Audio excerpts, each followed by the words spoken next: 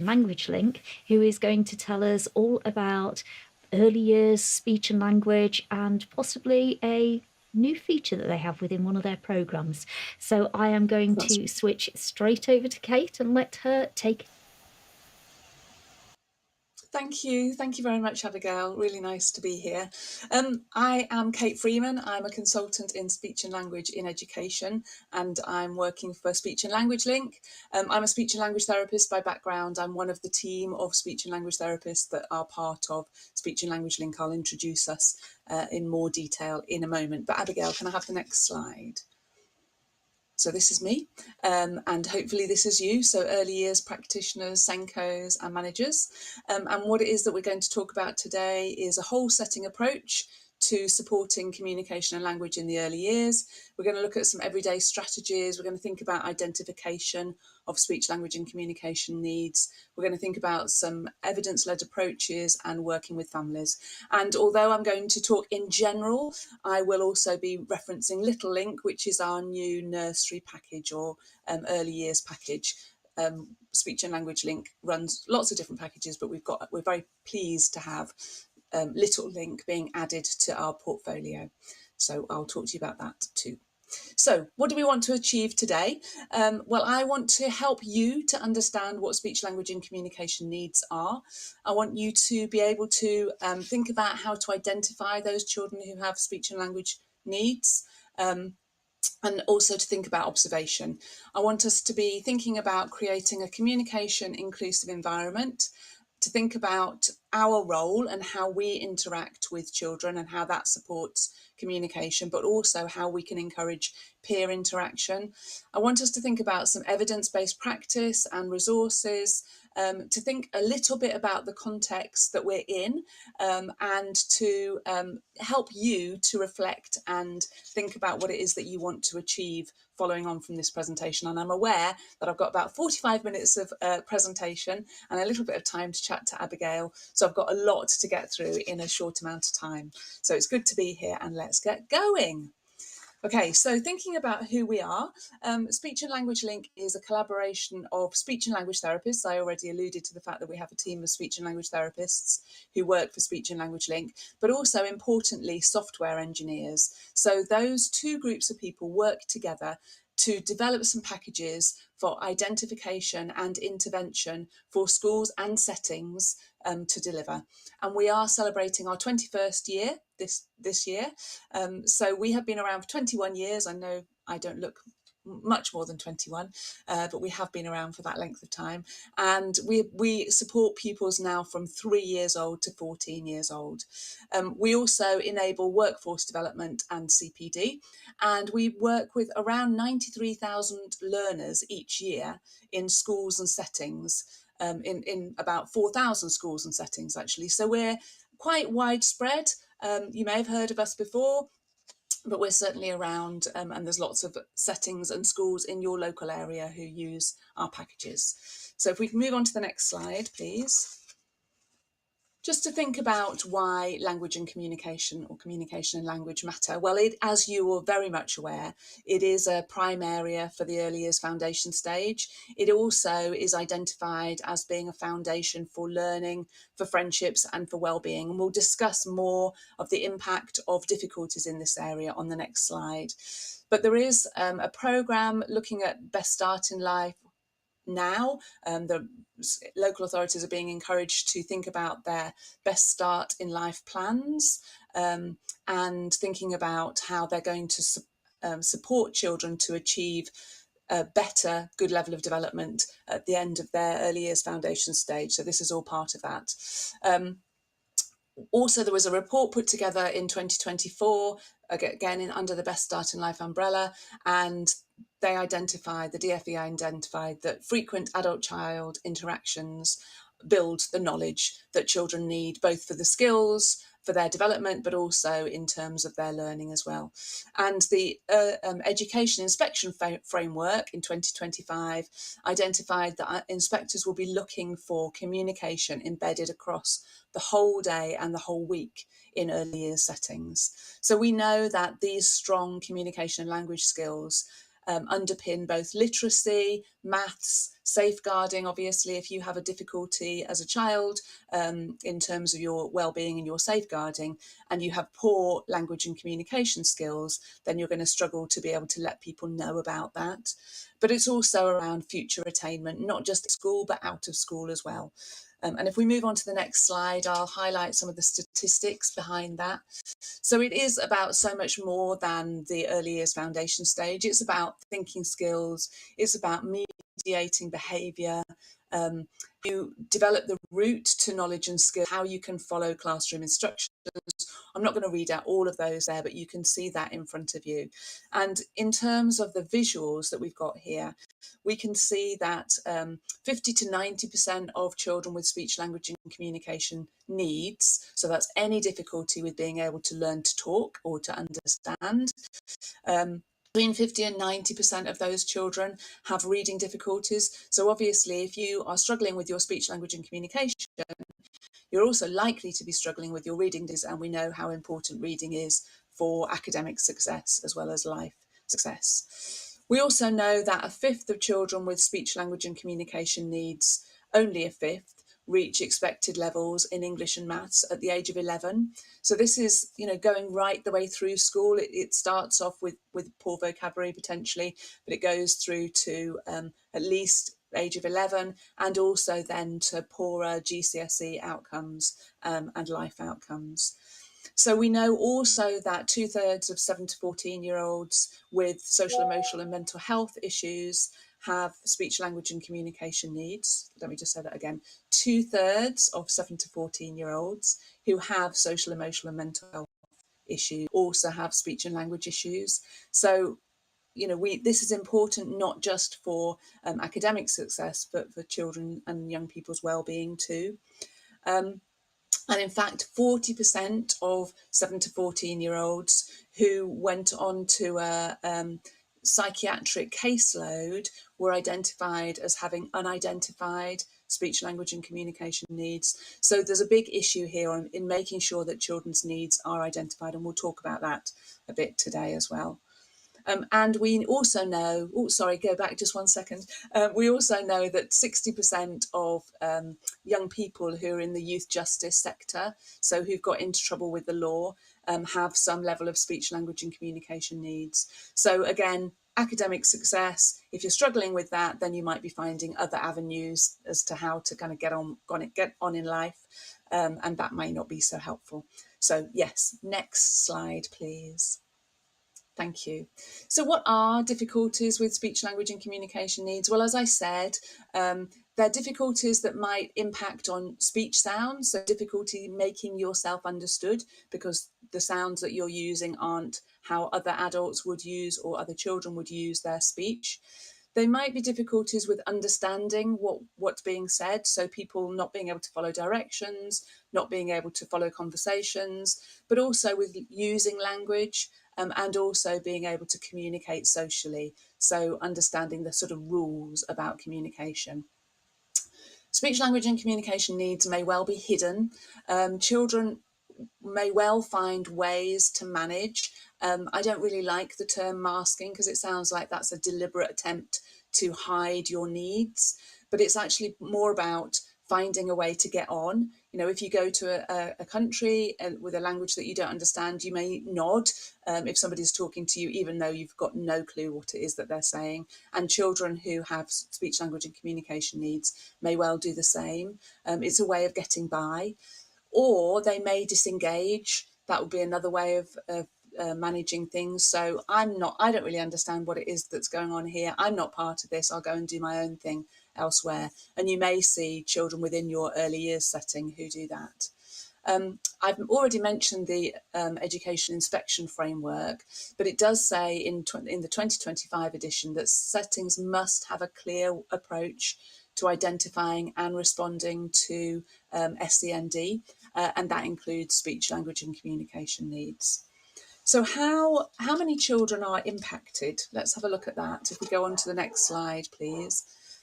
Well, we know that according to a study that was carried out in Surrey and national indicators, we know that 7.6% of pupils, so 2 pupils in every class, will have a developmental language disorder, and that is a lifelong difficulty with language, with being able to understand and communicate.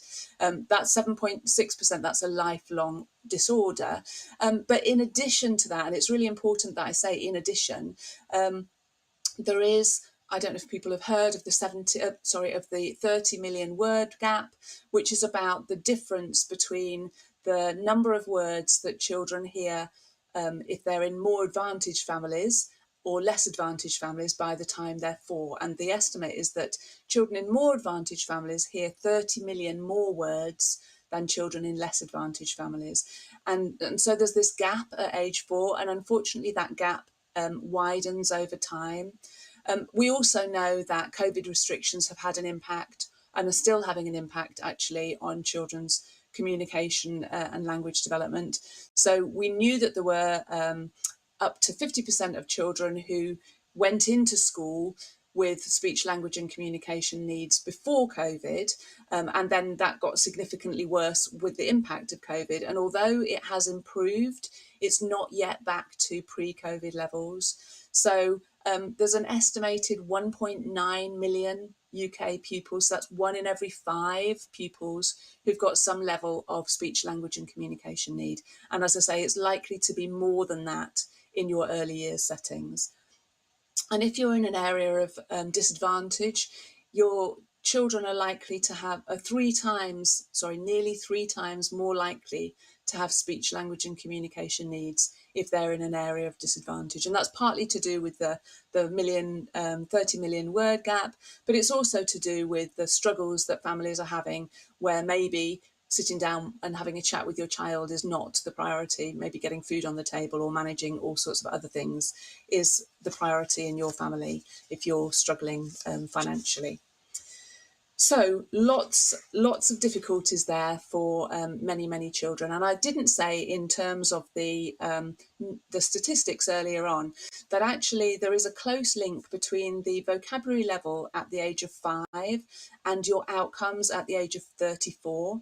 So children who have a lower vocabulary at the age of 5 are likely to be struggling all the way through to the age of 34. That doesn't mean that when they're 35 everything works out. It's just that that's how long the study has gone on for. So that's looking at things like relationship status, employability, qualifications, all sorts of things like that. So what you're doing now in the early years will have an impact all the way through to a person being 34.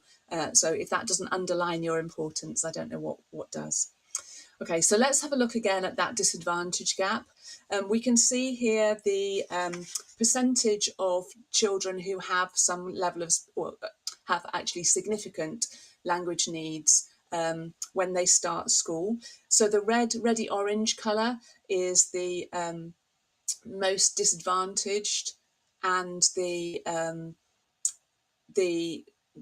green is the least disadvantaged. So you can see that all the way through the different areas, the red one is significantly higher than the green. We know that children who've got much more significant needs, children who are disadvantaged have much more significant needs all the way through. And as I said, that's nearly 3 times as many, the difference between the more advantaged and the least advantaged. They will have nearly 3 times more likely to have speech, language and communication needs. Okay, so the next slide, please. So what do we need to do in early years? Well, I mean, I know you know much of this, but language development support is important for every single child, not just the ones who have speech, language and communication needs, or those most disadvantaged children. It's important for every child because of that link between the vocabulary level at age 5 and the outcomes at age 34. So we know that's really important for every single child.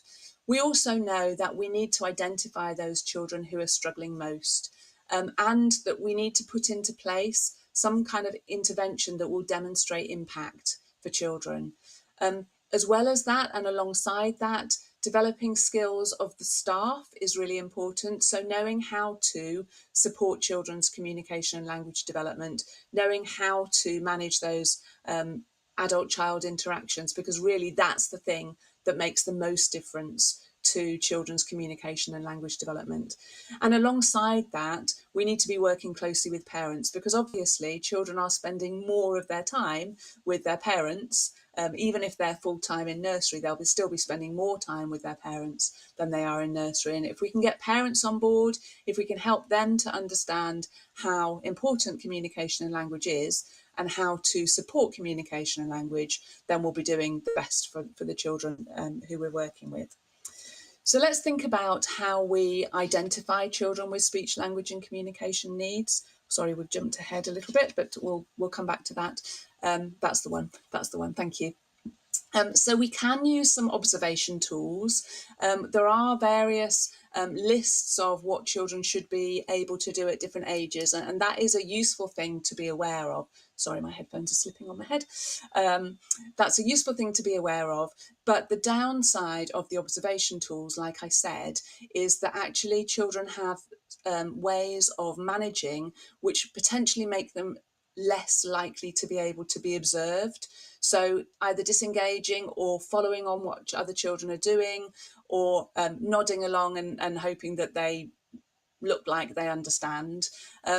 We will miss children if we're only using observation tools. Other tools include non-standardized assessment. So this is assessment where potentially children are grouped into whether or not they have red, amber or green kind of levels of need, but the assessment tools themselves are not standardized. And what I'm talking about when I say standardized is that they're statistically robust, so that when in the development of the assessment, it's clear that the child that's in front of you is we're comparing that individual child with other children of the same age, and you need vast numbers of children when you're developing these standardized assessments in order to be able to statistically robustly develop them and make sure that they're standardized.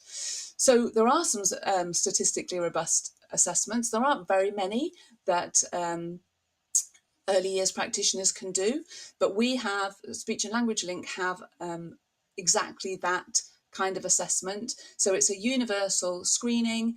It has been statistically measured, so we're comparing that individual child with other children of the same age, and it has been lots and lots of statistical information has been gathered in order to make sure that that is robust. And I will talk about that screening in a moment. Baby Lab have said that it's important to watch for children who are struggling to connect words with meaning. But actually, as I said before, it's not just about what's coming out of a child's mouth, it's also how much they understand.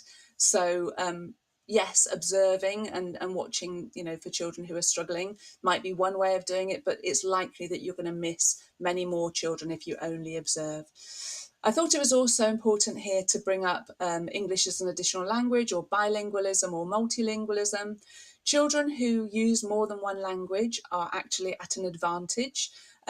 So speaking English as an additional language in amongst the other languages that you speak is a good thing. And children who have English as an additional language or who are bilingual are not more likely to have speech, language and communication needs. It may be, obviously, that their language in English isn't as well developed as their other languages, but that doesn't mean that they've necessarily got a speech, language and communication need. However, unfortunately, in terms of working things out, it also doesn't mean that they're not going to have a speech, language and communication need. So they're as likely as any other child to have a speech, language and communication need. What's really important is to look at the difference between what's happening in English and what's happening in their home language. If their home language if they're not really understanding in their home language, they're not using very many words in their home language, then they're likely to have a speech, language and communication need. If, on the other hand, they're chatting away very easily in their home language, they're well understood and they understand directions or instructions in their home language, but they're not doing that in English, then that's more about learning English as an additional language, and they will need support to do that as well. Okay, so thank you very much for that. So Let's think about Little Link then. So this is the newest package that Speech and Language Link have developed. It came on board in October, end of September, October, but it has been through a pilot phase. So lots of nurseries and settings have already used the package and already given us feedback and let us know how much they like it.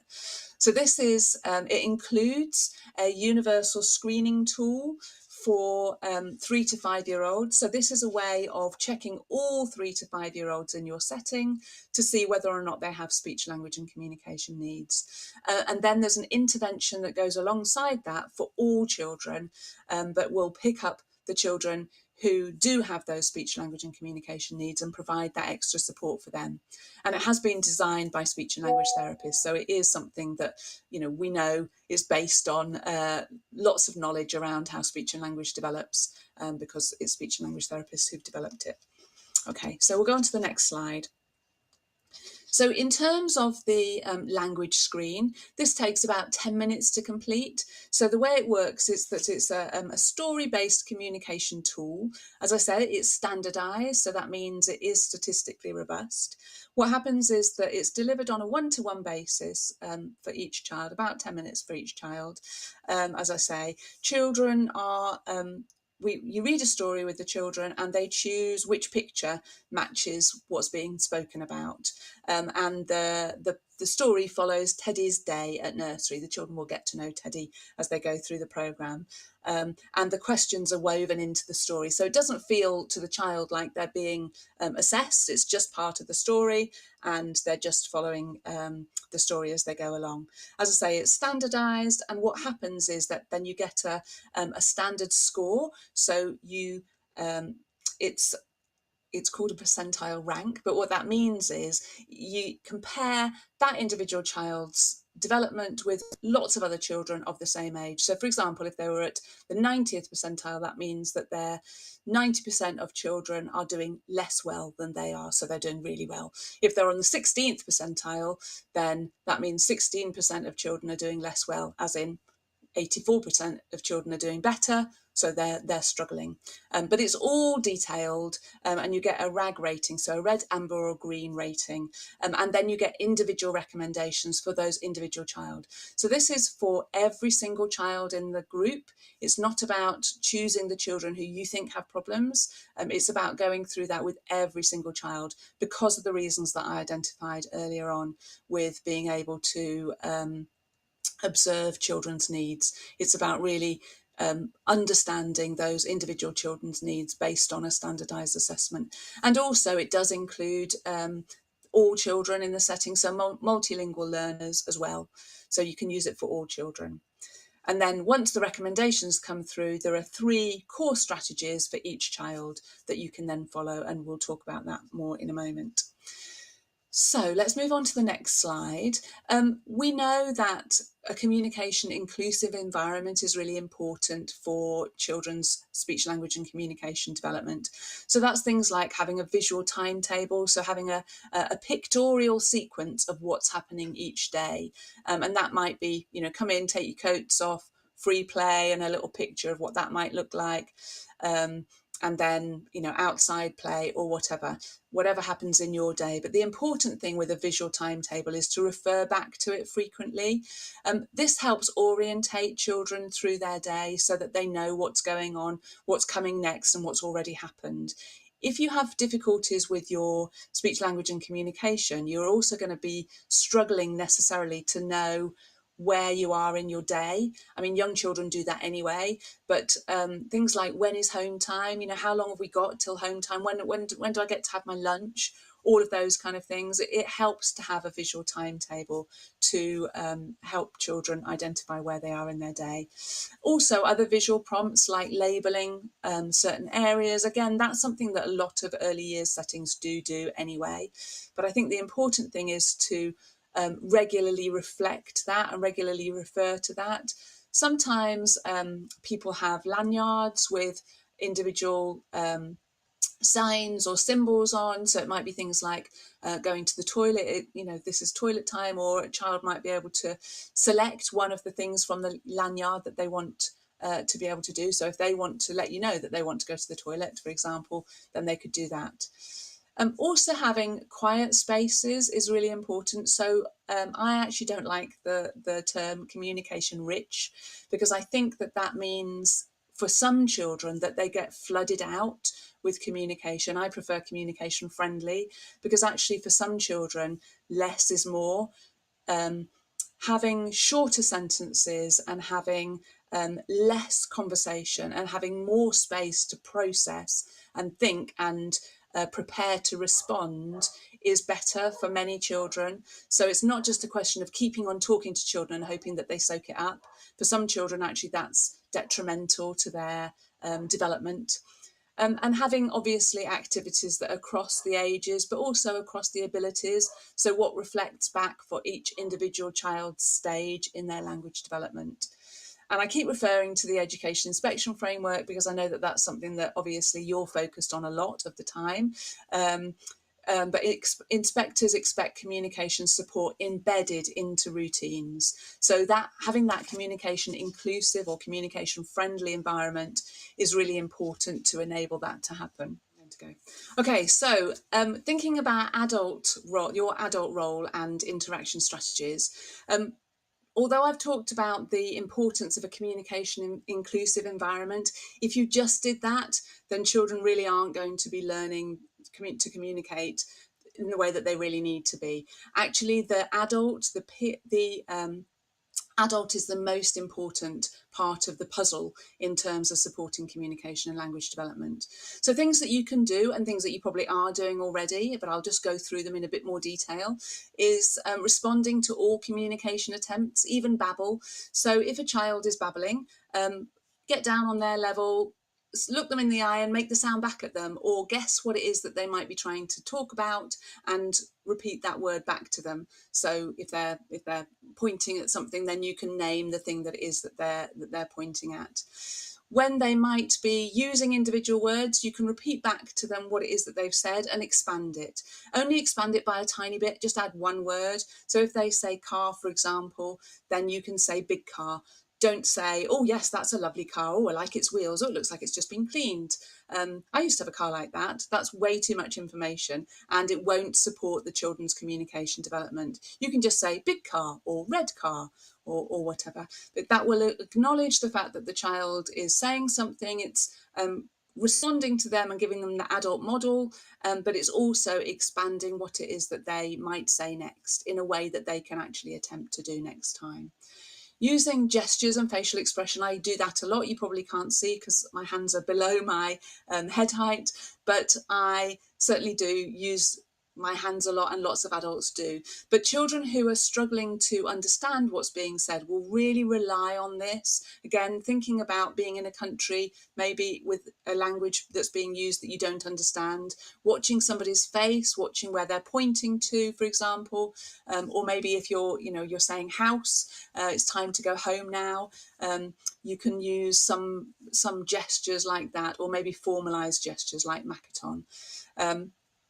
Supporting their attention and listening, while having a quieter environment, not having, for example, music in the background all of the time, saying their name first so that you've got their attention before you start talking. So rather than giving them the instruction and then saying their name at the end, saying their name first so that they are ready to listen to you before you then talk to them. That's really important. I have talked about pausing and trying to reduce the amount of conversation, but some children need up to 10 seconds to be able to really process what it is that's being said.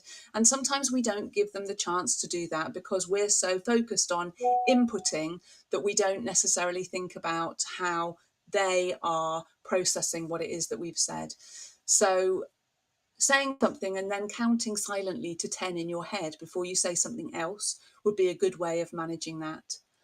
Commenting rather than asking questions. We often as adults ask questions even though we know the answer, like what colour's that? Well, we know that it's red. So rather than saying what colour's that, just say, oh, look, it's red, so that you're giving the child information. We don't need to be testing them the whole time. We don't need to be checking whether or not whether they know the answer. That's not how conversation works. So it's better to comment than ask questions. Repeating and repairing. So that really really focuses on when children aren't saying something the way an adult might say it. We would repeat back what it is that they've said in an adult way, so that we're repairing for them their misproduced speech sounds, for example. So if a child said, "Oh, it's a tar," you say, "That's right, it's a car." And then when the child is ready, they'll hear the difference between the word tar and the word car, and they will try and attempt it themselves when they're ready. But telling them, "Oh no, it's not a tar, it's a car," they'll say, "Well, that's what I said, it's a tar."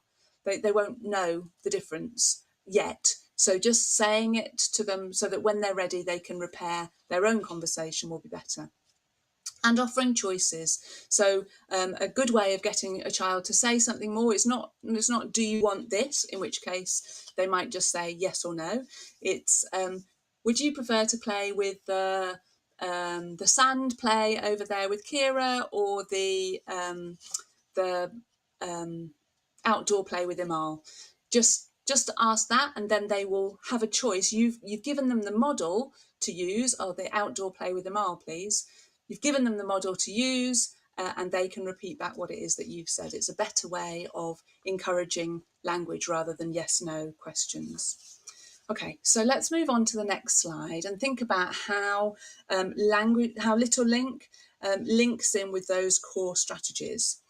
So we've got these core strategies here: pause, comment, offer choices, repeat and repair, add a word, ask a few good questions, and keep it going. So finding ways to keep that conversation going and opening up more of a conversation. And as I said before, after each screening, after each assessment, individual assessment, you'll get, for that child, you'll get a percentile rank, a standard score, and a percentile rank, as well as the colour coding, and then it will direct you to 3 strategies which are particularly appropriate to that individual child. So rather than using the same strategies for every single child, it guides you to what is most appropriate for that individual child. And then there's plenty of CPD through videos and examples and conversation videos about how to really do that and how you can use those strategies within your setting. So there's plenty of learning opportunities there for staff as well. Okay, if we go to the next slide. I also talked about peer interaction, and we do want children to be able to talk with us, and actually the skills that they develop in that adult-child interaction, they will then be able to use with their peers. But we want to encourage them to talk to each other. That's the way that they negotiate in terms of, whose turn is it next, who wants that toy, what they might be feeling, whether they particularly like a child or don't like a child. We want them to be able to express themselves through verbal ways rather than physical ways. So encouraging peer talk in circle time, in role play, in outdoor play, those are all really good ways of developing those skills of talking to each other. Thinking about how you group children. So maybe it's useful to group a more talkative child with a less talkative child, or maybe actually that just means that that individual child, the less talkative one, will be spoken over the whole time by the more talkative one and won't get a chance to get their words in edgeways. So think carefully about how you group children to maximise those opportunities. You will need to think about teaching specific interaction skills, and that's something that Little Link will cover. So it is story-based interventions which embed those skills in everyday play. And the Baby Lab speaks about playful turn-taking games that build that shared attention and build those relationships and peer interaction with each other. So plenty of opportunities for cognitively thinking about how, purposefully thinking about and planning how to engage between peers. So children talking to each other as well is really important. So let's have a look then about how the intervention works, how the Little Link intervention works. So it is an intervention that's based around 6 storybooks. I've already talked to you about the screening assessment. So that's the tool that you do with every single child so that you really understand which children are on track and which children are struggling. But then the intervention is for all of your children.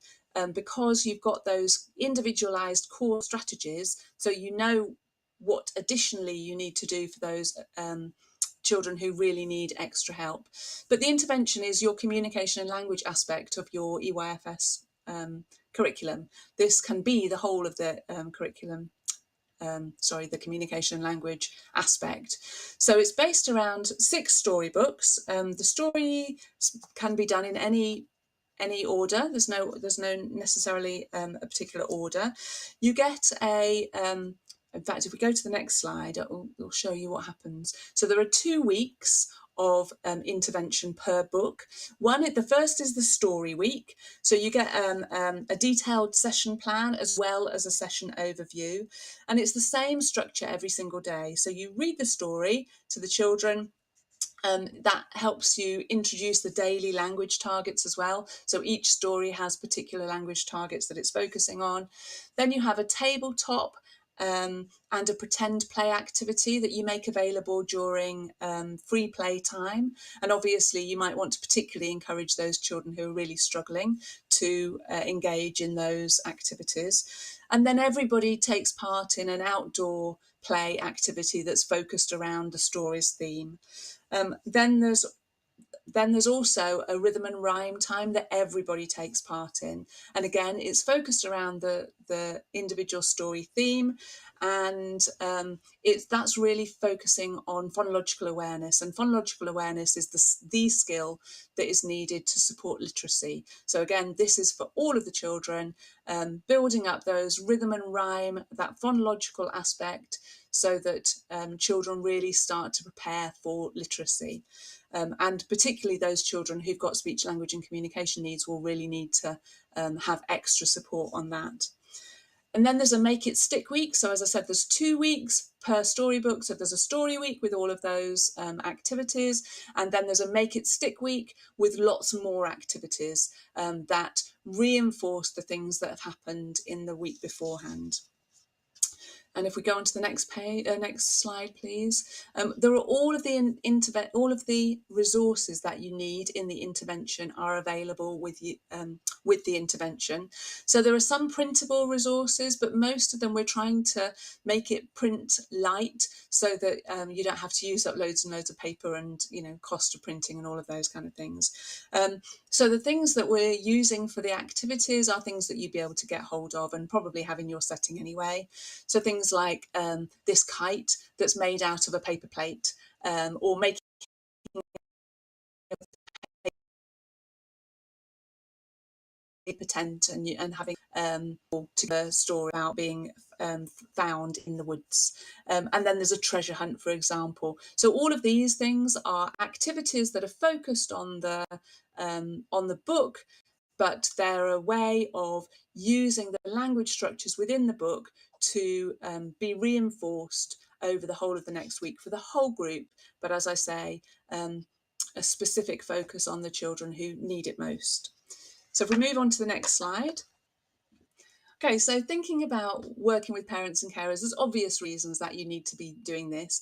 But as I said before, parents and carers will be with the children more time than you are with their children, and obviously all the way through their lives as well. So it's really important that you support parents to understand the importance of communication and language, but also you share with them things like the development information that you've gathered, for example, through your 2-year progress check, and maybe share that alongside the Healthy Child programme, the health visitor review as well, so that there is a clear understanding of how that child is doing, both from the health visitor point of view, from your point of view, but also from the parent's point of view. When you're greeting the child, or when you're, where you're saying goodbye at the end of the day, it's important to be modelling good communication strategies. So things like we talked about, like pausing, getting down to the child's level, using really short sentences, expanding very slightly on what it is that they're saying, not asking lots of questions, all of those kind of things, so that you can model how good communication support works. And any other policies and information that you might want to share, things like having, for example, a dummy policy, not having children spending the whole day with a dummy in their mouth at your setting, because that doesn't support communication development. So having that kind of policy is useful. Having regular features in your newsletter, making sure that there's a focus on communication and language for all the reasons that I've already said about why it's so important, and doing things like sharing information through workshops, that kind of thing, would be really, really helpful for parents. Making sure that you're open to discussions around communication and language, maybe celebrating progress, that kind of thing would be really helpful. And thinking about how Little Link supports that, if we can go to the next slide, please. There is a particular section on supporting families. So there's lots of information and resources for families. There's a dedicated web page that they can access. There is a talking activities quiz, early talkers quiz, and there's lots of information about age appropriate activities and little short videos that the parents can watch about how they might do some of the things that we're talking about. There's also an opportunity to share messages via a parent app or a message board. So that's all built into the Little Link package.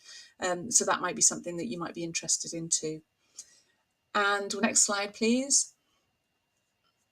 One of the things that when you do use any intervention, I realise that the header for this has got slightly squashed, but it says evidence and resources. When you do use any intervention, you do need to make sure that it's evidence-led or evidence-based. An evidence-based intervention, and all of the packages that Speech and Language Link use, so Little Link, Infant Language Link, Junior Language Link, Secondary Language Link, all of those packages have got good evidence.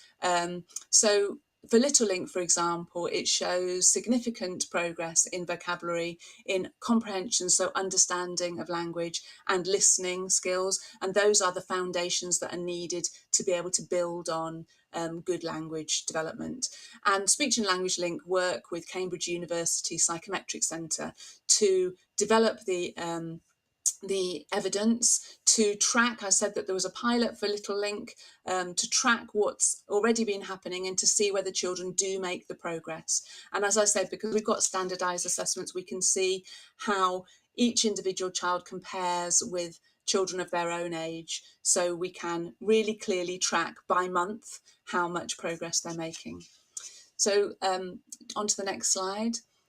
That was done for Little Link, and there was a national research project across, it was a randomised control trial across 24 nurseries, which were in 3 different local authorities, so that we know that it's not just other things that are going on within that local authority that's making the difference. And if you look at the chart below, you'll see the blue is how many children were at that level before the intervention, and the orange is how many were at that level after the intervention. So you can see that, I'm just making sure that I've got that right. So that you can see that before the intervention, there were many more children who had particular needs, whereas after the intervention, there were many fewer children who had particular needs, and many more children who were able to reach their expected levels before and after the intervention. Does that make sense? I hope so.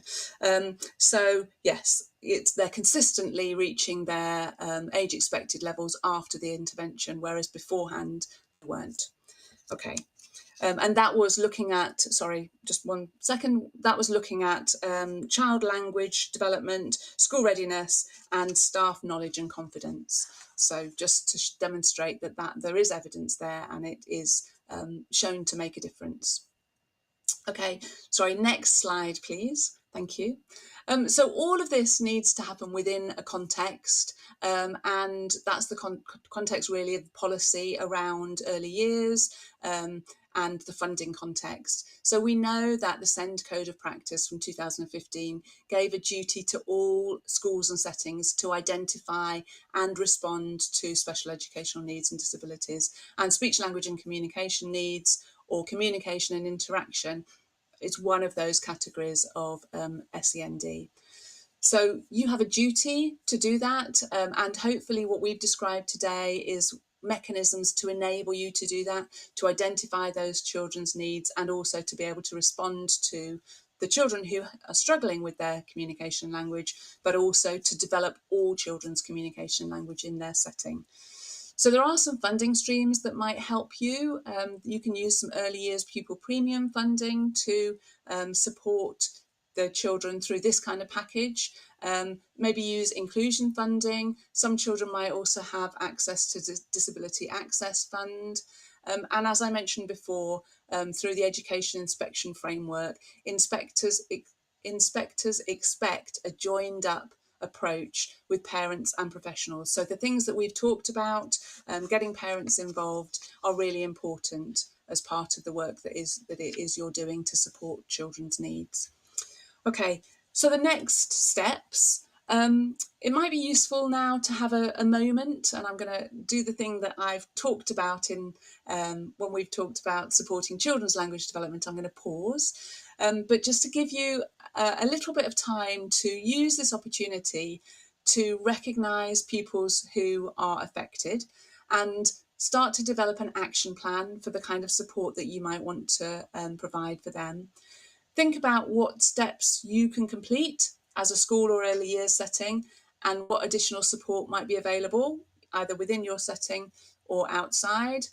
Have a look at the Speech and Language Link website. I'm going to give you some links to that in a moment, to find out more about the assessment and the intervention packages for your children, for your staff as well, and for the families that you're working with. So I'm just going to pause so that you can have a moment to think about what your next steps are.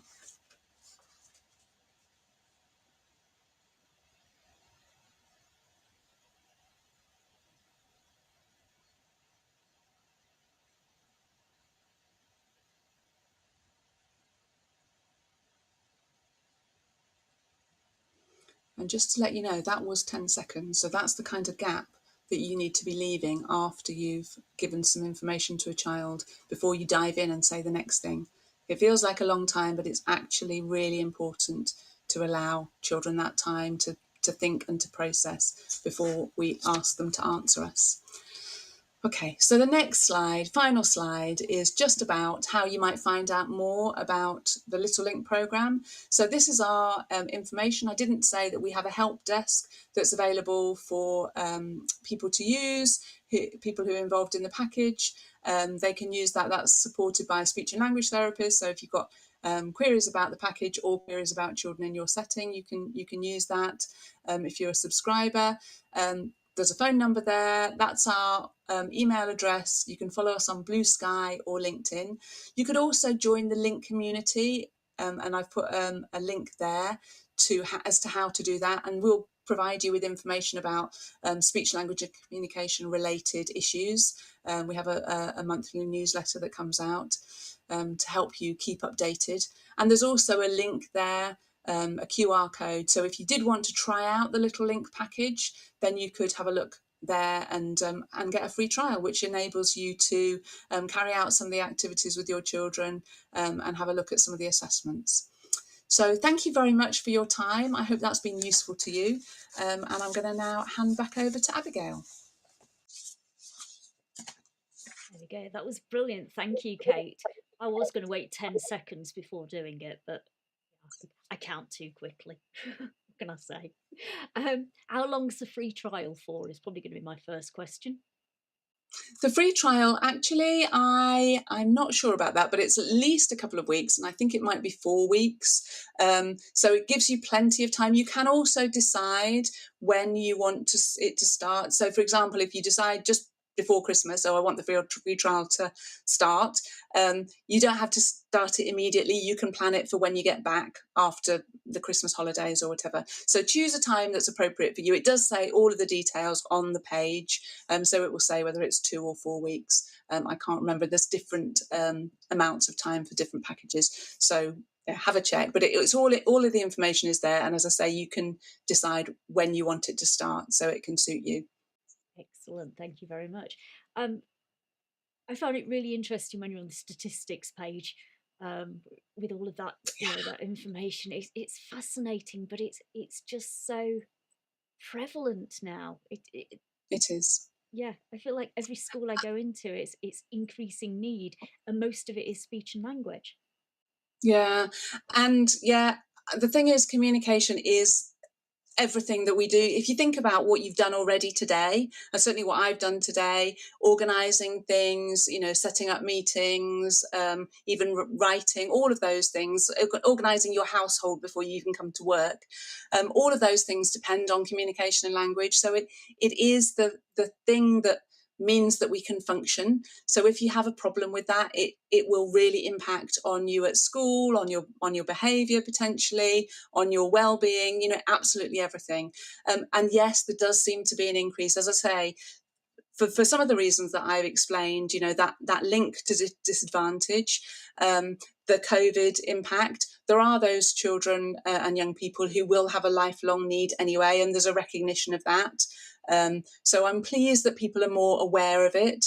But you're right, it is something that we really do need to tackle. And the government's mission around achieving 75% GLD by the end of 2028, which is a big ask. I think it's 7 points ahead of where we are now. So there is a lot of focus on it, but it is something, if we provide the right environment for children, it is something that we can really impact. It's just about making sure that there is the right environment for them. But when I mean environment, I'm thinking about how the adult interacts with them, their communication environment. That's the most important thing. Thank you. I, I was actually quite tempted at one point when I was looking at the resources with the planning. I actually fancied going back into a school for a very brief second. I Yeah, don't for a like brief nursery second. children, but Oh, nursery children are lovely. no, they touch you and they snot. Yeah. Yeah, they do that. That's both of them. But they're lovely, and they say things how they think they are, and you do, what you see is what you get with a nursery age child. Absolutely, definitely But say they are positive. beautiful resources, and as I say, all of the activities are resources that you probably will have in your setting anyway. And where they're not, then there's a printable something that will help you. Brilliant. I think that's given people a really good idea of what Little Link is and how speech and language can impact on students up to the age of 34. Apparently, Yeah, I'm a bit beyond and that now. beyond. That's quite scary. It is really Slightly scary. It is. scary. But it shows the importance of the work of the early years foundation stage. It's not just sand play and changing nappies. It's so much more than that, and we can have such a big impact. And I think if people can take pride in in what it is that they're doing, and know that what they're doing every single day impacts on a child right the way up to the age of 34 and beyond, then that's a really important message. Definitely. So everybody's got that message crystal clear. Thank you so much for joining me today, Kate. If you'd like to stay That's okay. on, I need to find the right button to click to end today's session. And if anybody has any questions, you can contact Kate or the help desk at speechlink.co.uk, which we will pop somewhere in some notes somewhere so you can find it. Communication. There we go. Brilliant. Take care, everybody. Bye bye. All right. Thank you.